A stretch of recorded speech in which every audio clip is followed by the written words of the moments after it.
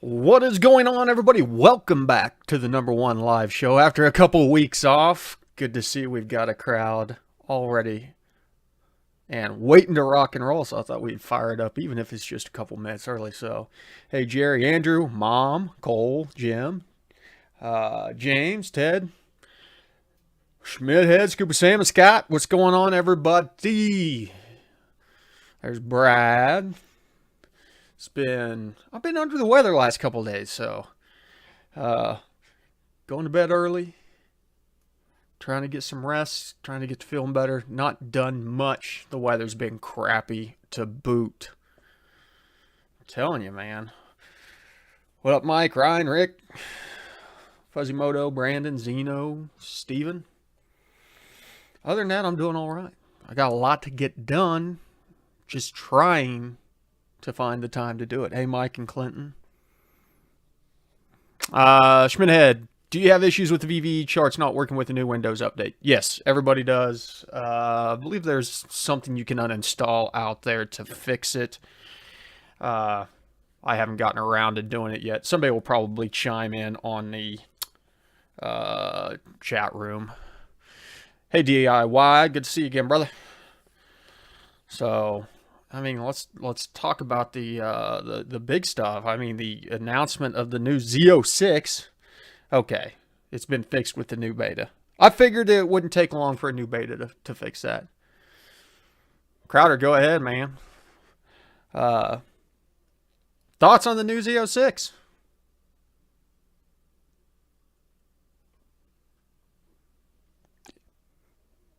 I don't really have any. I want to see what ICT car guy. I have a tendency to believe with you that the Z06 will probably suffer reliability issues.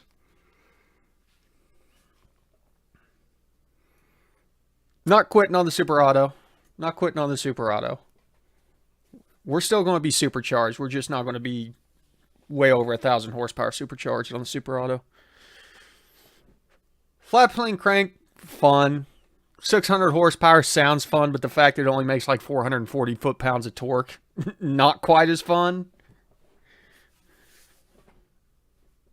You know, that was the kind of the thing about the GT350. The flat plane crank was awesome, but if you don't have that thing above 5,000, 6,000 RPMs, it feels a little bit laggy. You know, especially given what everybody's used to on these platforms. You know, yeah, and it's going to be expensive. You know, they're saying it's going to start at like 90, but I was reading an article earlier today that said that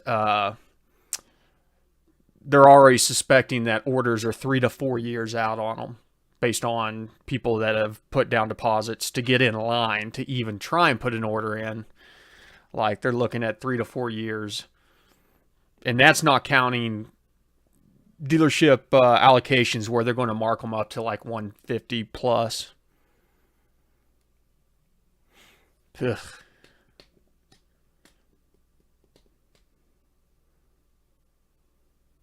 Yeah, it really does. I mean, but, you know, yeah.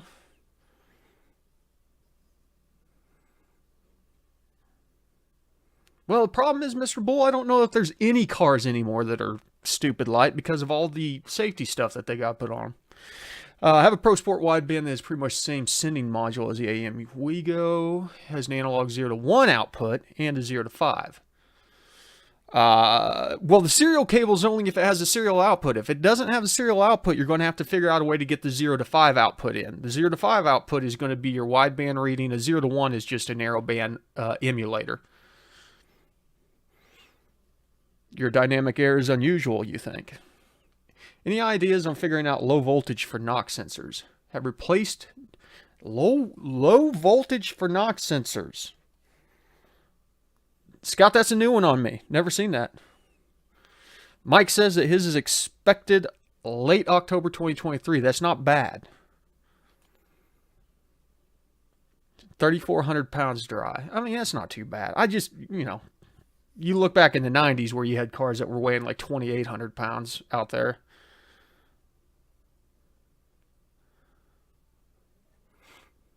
Hey, I know way too much about the North Star. And I definitely would not want to have a first year Z06. Yeah, that's a new one, Scott. I've never heard of a voltage issue on the knock sensors. What up, Hope? And high speed leans on map. Elaborate, Mike. High speed, it should be leaning on your mass airflow sensor. Having a real hard time finding a way to get the 0 to 5 into HP tuners. I mean, Crowder, honestly, the easiest way is just to buy the Pro feature set. Ooh, what is the best way to go about breaking in an engine? Well, Cole, there's a lot of different ways to do it. A lot of different people think there's different ways to do it. I can just give you my opinion, which may not be the best opinion. Big thing is you want to get load on the bottom side of the rings to get them sealed. So, yeah, revs to the moon for the most part. Yeah, you want to take it up in the RPMs and let the engine coast down so it's putting load on the bottom side of the rings. That's the big thing, that people baby them a little bit too much and the rings don't get bed in properly.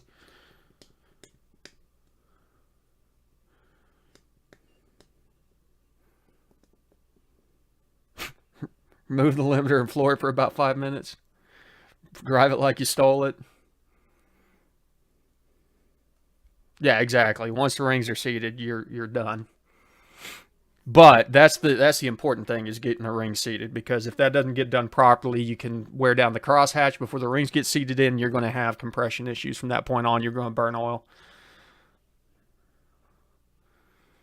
No, it won't be one-off unreliable. You know, those cars, there's just not enough miles, not enough models of them out there. There's going to be enough of these out there. After the first year, they'll probably figure some of it out. But it's, you know, it's always scary to go into a new engine platform. And if you look back at some of the dual overhead cam V8s that GM's had in the past, which they have had reliability issues.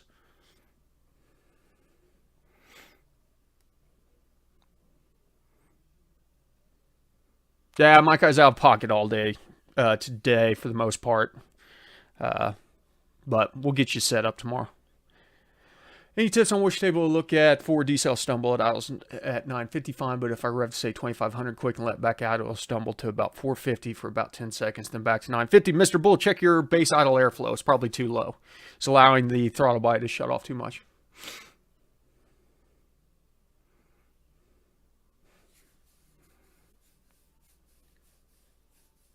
Sweet, slow O2. I liked it. Yeah, I mean, it's because I've lowered the compression ratio on the Silverado, it's got to have boost on it. It'd just be too much of a dog without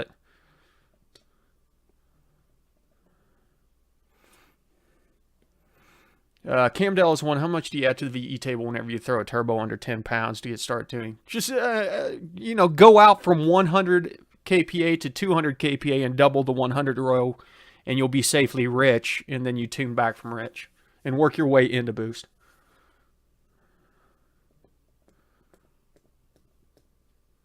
What about on the tune side? Should I worry about getting idle tuning, fine tuning before trying to seat the rings?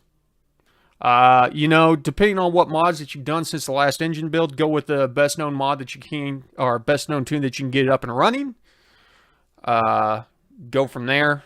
Just get it running. You want to get it up to temp the first time, and while you're getting it up to temp, adjust your tune in a way. Run it in closed loop if you can. That'll help also. Best injector for E85 ID or FIC? I don't know. I run Snake Eater Performance. If I up the injectors on my cam 2650 E30ZL1 in order to bring my injector pulse width down, do I need to retune for larger injectors? Ben, yes you will, because even with all of the data that you can get with the best set of injectors, you know, Mr. Bull, thank you, brother. Even with all the data, the best data in the world will not get just a one-for-one return. You always need to make corrections for the injectors. How good the data is will determine how much of adjustment that you need to make. Gen 4.5 does virtual torque come into play? Nope, not really. Nothing that you need to worry about. So I'll be honest with you guys. I was watching the Z06 release video, and then as soon as Amelia Earhart, whatever her name is, came on, Amelia Hartford, as soon as she came on, I turned the video off. So I only watched like the first 8 minutes of the Z06 release. I was out, officially out whenever I saw that. It's like, no. Especially whenever it said that she was a record-breaking builder. Cole, pull it out, build it yourself. TJ, I should have some coming up first of next month. I'm just wrapped one up yesterday, and I got another one I'm wrapping up tomorrow, I think. So,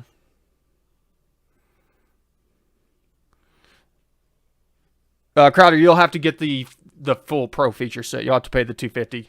Buy the $250 by upgrading it through your account on HP Tuners, and they'll send you the cable for free. OneSlow02, go over to our website, goatropegarage.com, and then check out the Patreon.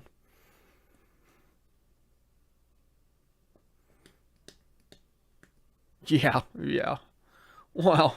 It's record-breaking builder is record-breaking, opening up a bunch of boxes and then paying other people to install the parts. Like, seriously, engine building is one of the easier things out there. As long as you just follow your tolerances, it's not that bad. I always used to be a little bit nervous about it. Now I'm just like, tear it apart. Let's go. I will be interested to see if they allow a crate. That's what I tried to do, Crowder. Anything to help everybody out. Let's talk about the real thing. Let's talk about the new Crate 632 that GM put out that puts out 1,000 horsepower. Let's talk about real horsepower. You want to talk about normally aspirated real horsepower? Let's talk about one that has a torque curve at 800 that's flat as the area I'm from. Alex Young says, if I'm maxing out the injectors with 15 pounds of boost on my 6.2 DI injected share with meth injection, what's the easiest way to increase fuel to lower injector pulse width? Go with a bigger meth jet. You could always go to, I ended up having to go to a dual nozzle meth injection before I went to direct port meth injection. That is the easiest way to increase fuel. And then make sure that you're running, like a 50-50 blend of water meth, because that will give you more fuel in your blend. Notice that resetting all the factory decels and re-enabling O2 closed loop cars knocking like never before.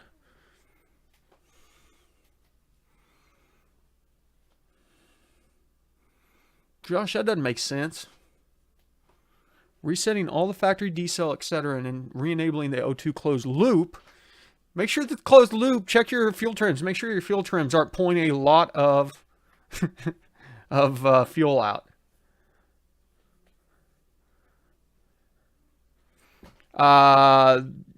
3AN, your name's in Cyrillic letters, so I'm not sure what your name is. Thank you, and yeah, check out the website, goatropegarage.com.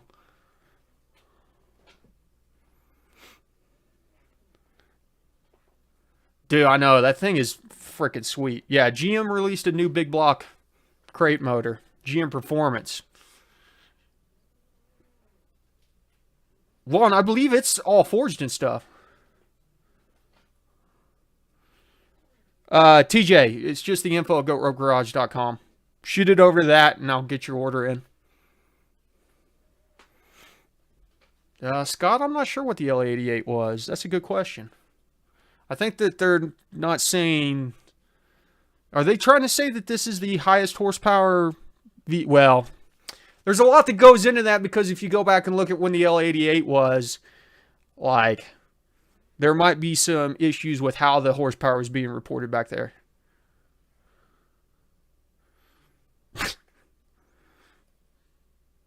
What's the price on the 632? I can't remember. How much boost can you run on a big block? As much as you can run on anything else. Just depends on how it's built. Especially you get some of those big mains that they've got on those things. They can take quite a beating.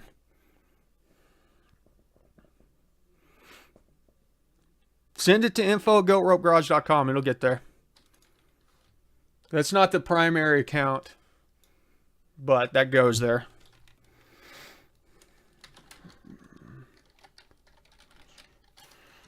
Let's look at this thing. The ZZ632. 1000 Deluxe. Where is it at? Why is it not showing up? Ugh, I hate it when this does this.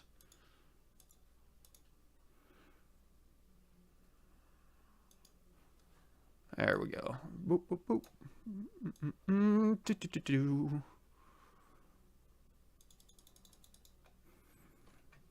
Parts intended for competition use only. 876 pound-feet of torque with 1004 at 6600 on 93 octane pump gas. Tall deck, iron bow tie with 4-bolt main caps. Crankshafts forged. Dude, I wouldn't have any issues putting a 300 shot on this, maybe even a 400 shot, or putting 15 psi of boost into it. Oh, it's a beast. I love those valve covers. I wish this would have came out whenever I was building the motor for the Nova.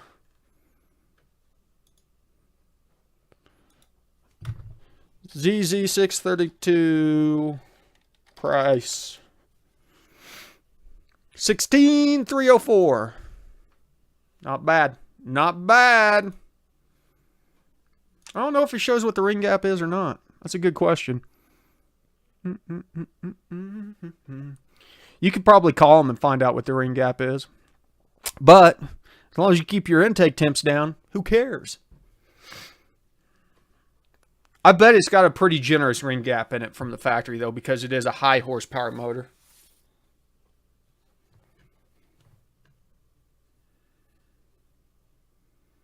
Wonder if I can bolt the 632 up to my 8-speed. Yes, you can. Oh, they gave Kim Block one. Awesome. Ted, I'm pretty sure I've got at least that much in my 598 by now. So, it sounds expensive until you start building one. Ben, glad to hear it, brother. Glad to hear it. I got a G8 and a GTO going right now. Really love them Pontiacs.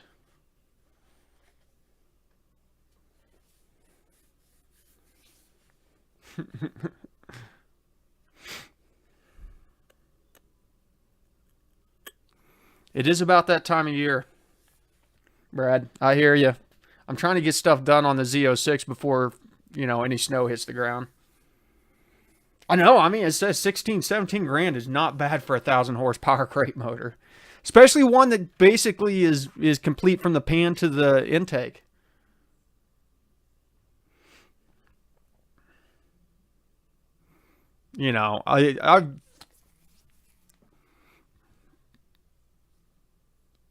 Because if you look at the short block on my 598 was like 10 grand for the short block, 8 grand, something like that.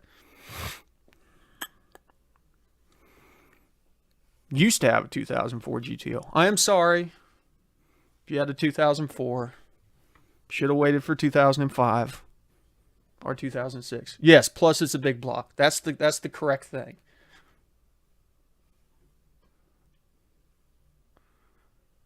Is there a rule of thumb how much injector pulse width will drop when using 30% injectors? Trying to decide it's 30th. No, I'm hitting 66.1 to 6.5 pulse width on E30.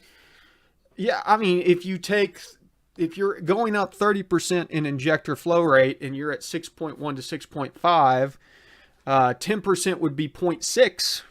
So you're looking at 2 milliseconds. About 2 milliseconds it should drop. Ben, just apply it to the period that it's taking to deliver the same amount of fuel. It can get expensive quick. Yeah, it's got a water pump. I mean, it's water pump. Even has the bypass line from the water pump like the big block should. Looks like it has a SFI rated damper on it. Fuel rails, injectors, single plane intake manifold, 4-barrel throttle body, sweet looking valve covers. I can't tell from this picture if it's got coils on it or not. Or if it's trying to run a dizzy. It's hard to tell. I would think if they're running EFI it would have coils, but... Oh, yep, coil near plug, 58X. It is a 58X, even better. No alternator, no.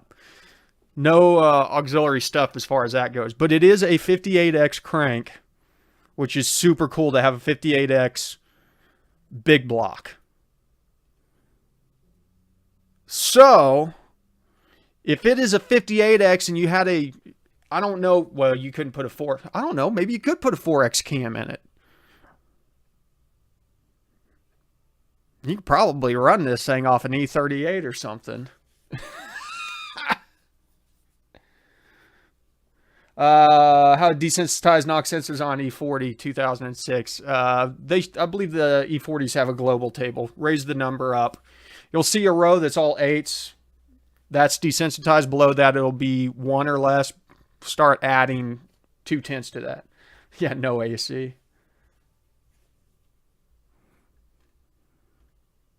Internal balanced.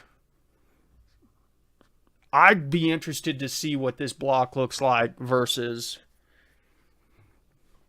like a Merlin block or something like that. Because it's got to be a one-piece seal block, so it's probably like one of those hybrid blocks that's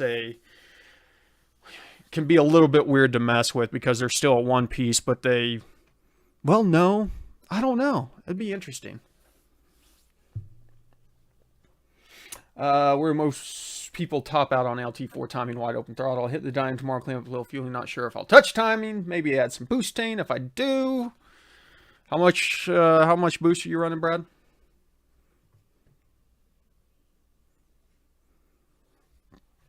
I don't know that it necessarily comes with an ECU, but I'm guessing that it's designed to run with one of their, whatever, the connect and cruise kits or whatever.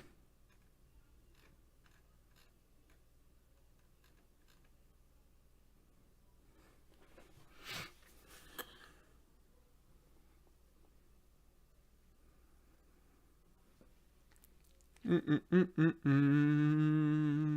am I missing here? 0253 with trans. 1200, good deal. How many miles is on it? Is it just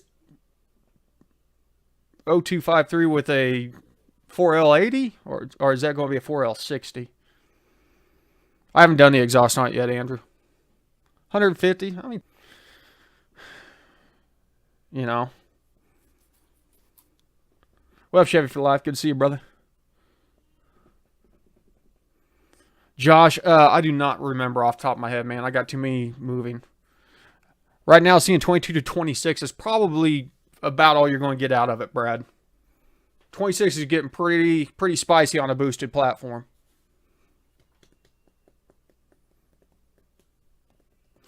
Do you have a general rule of thumb about desensitizing knock sensors? I've done before. It's been something to stray away from, but in factory tune, you can get away with a little. Yeah, my general rule of thumb is only desensitize enough to get rid of the false knock. So once you've gone in and you've seen knock being pulled out of the tables and you've removed timing in that section and it's not going away, then I'll start desensitizing the knock sensors. And as soon as that knock goes away, that's kind of the threshold that I stick with and start adding timing back in. Ah, well, tell Holly I said hi next time you talk to her. Any tips on tuning out a funky 1-2 shift on a 15.8L90? Truck seems to pause for a split second. Sure, not sure if it's torque management or something else. I'm not sure, Corey. I'd have to look at the log for that one. Remind me and I'll check it out.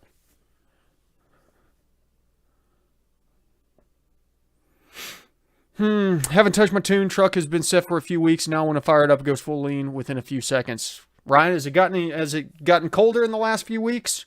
Could you be in a new section of your cranking map? Is it worth me personally rebuilding a 4L60 for a stage 2-ish 5.3? Honestly, Cicero, I would probably say no. There's some people that love 4L60s, but for what you can get 4L80s for nowadays, I'd just go to a 4L80 if I were you. Tuned a Turbo Trailblazer LY6 here on Speed Turbo Kit, 88 millimeters, 123 quarter mile, 5,300 pounds. Wow. That's getting it. That's getting it. 15 PSI on 93 for now.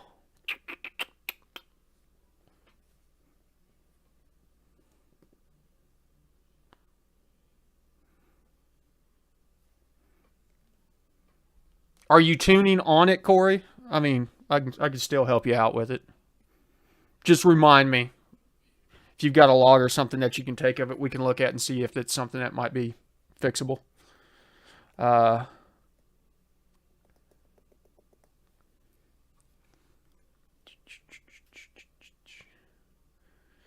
Shouldn't be torque management, I wouldn't think. Funky 1-2 shift on a 15 8L90. I didn't think they put 8L90s on the 15s. I thought that was whenever they started bringing them out in 16. Maybe a 6.2 is it a 6.2 liter? So Scott says he bought a 4L60 from Performabuilt and loves it. Okay. Using auto truck E38 with the T56 getting 158 regardless of what I changed in the trans tab. Can HP tuners load a manual trans file and do a complete write so I can get to read the miles per hour?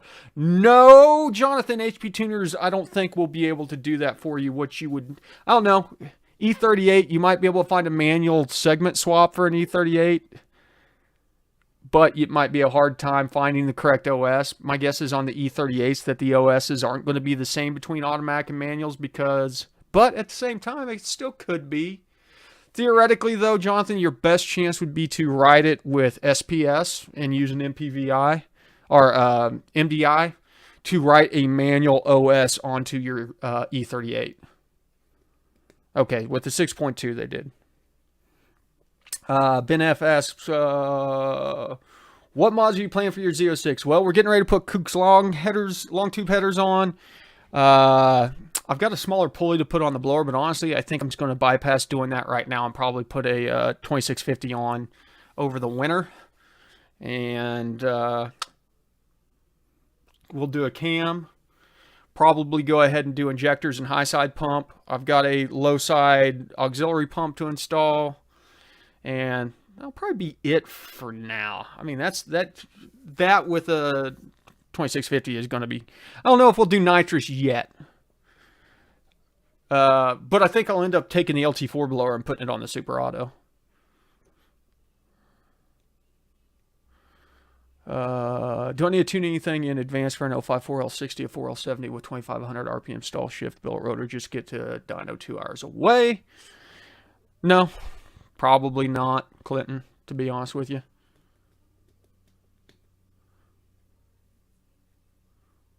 Story on the Super Auto, I've got most of the main harness out. I need to power wash the engine bay out to get the rest of the fire extinguisher crap out of there. Whenever that happens, I will install the new main harness, battery harnesses, all that fun stuff. I'll do a video on it, though. I do not have a video on segment swapping, but there's plenty of documents out there. As far as the GM software, yeah, you'd be using AC Delco SPS or whatever the new one is. They came out with a new one that actually works better. But you'll need a MDI clone of some sort, and then it's $40 or $50 to license the VIN number you want to write. What injectors? That's a good question. I can't remember. Whoever makes a higher flow, I'm going to keep it direct injected for now. I don't want to mess with secondary injection on it, though. Yeah, going back to streetable on the truck, because the truck as it is with the F1A was not streetable anymore. What does goat rope mean? Well, down in Oklahoma, if you're goat roping, it means it's like a situation that's gotten terribly out of hand. Kind of like herding cats, you know. I've done all that time removal up to 5 degrees in spots. Car seems like it best when it was 15 degrees. That sounds about right.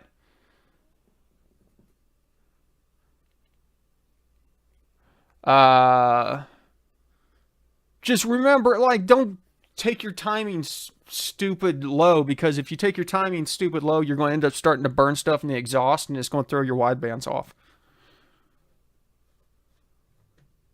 There you go. Joshua nailed it. Goat rope. A noun, a confusing, disorganized situation often attributed to or marked by human error. So it fits perfectly. P59, I want to do a 3-bar SDOS, but the VE table starts at 30 kPa. Now, if you're idling below 30, man, you've got some of the best vacuum on the face of the planet, especially if you're going out to a 3-bar. Order 2650 now. Wait time is ridiculous. Good to know, Moto. Good to know. Wait time on everything is, well, I'll tell you this much. They told me it was going to be months on the long tube headers, and then they showed up after about 6 weeks, so it wasn't as bad. Compared to the fact that I got a notification that, the transmission shield for the Nova apparently is finally getting built. And I ordered it in April or May of this year.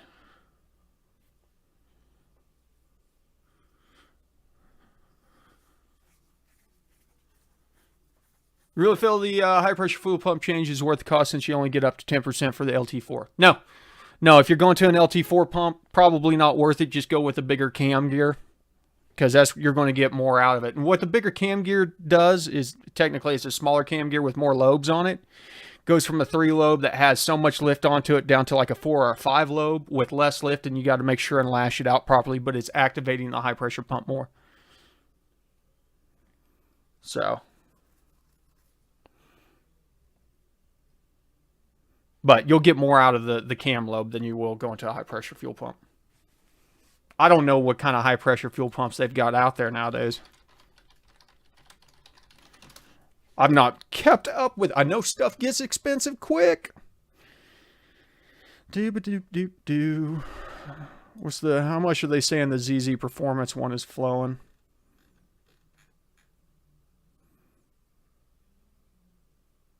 Does it even say? No.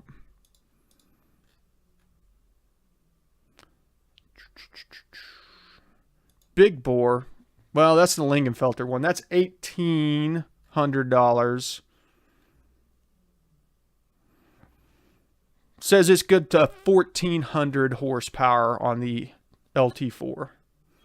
Big bore Lingenfelter pump flows 30% more than a stock L86 LT1 and only 10% more than the LT4 pump, which is crazy.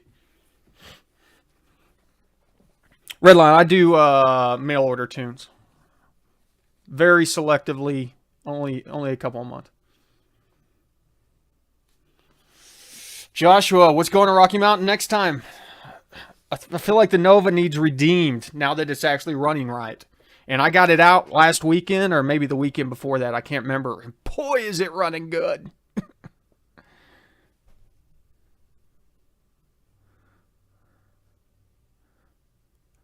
Jonathan, you'll need to find a VIN from the vehicle. From a vehicle that has the OS that you want. So find a like in kind vehicle from the HB Tuners repository and steal the VIN number from that, because you want to track that in.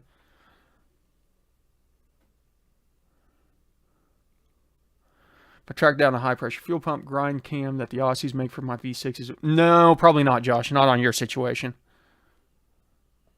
See you, Ryan.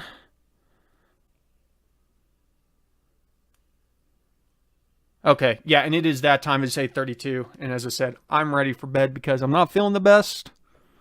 Hopefully I can start feeling better the next day or two, because I want to get some stuff done. I want to get some videos done. I've got some cool stuff to talk about, some cool stuff to do. I just got to get around to doing it. Got to get around to feeling good enough. So, listen, I want to thank everybody, as always, for stopping by. Sorry we took a couple weeks off, but I appreciate your patience. Everybody that showed up.